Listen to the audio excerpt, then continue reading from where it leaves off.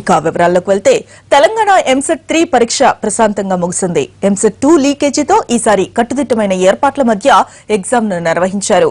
పరీక్షా కేంద్రాల్లో మెటల్ డిటెక్టర్లను ఏర్పాటు చేశారు.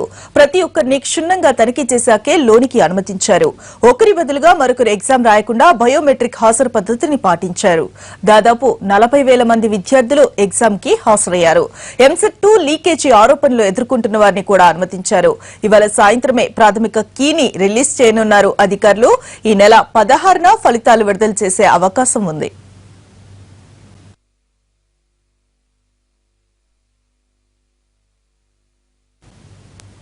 నిమిషం నిబంధన విద్యార్థుల్ని మళ్లీ టెన్షన్ పెట్టింది. పలు ప్రాంతాల్లో స్టూడెంట్స్ ఉరుకులు పరుగులు పెట్టారు. వరంగల్లో ఆలస్యంగా వచ్చిన ముగ్గురిని ఎగ్జామ్ సెంటర్లోకి అనుమతించలేదు.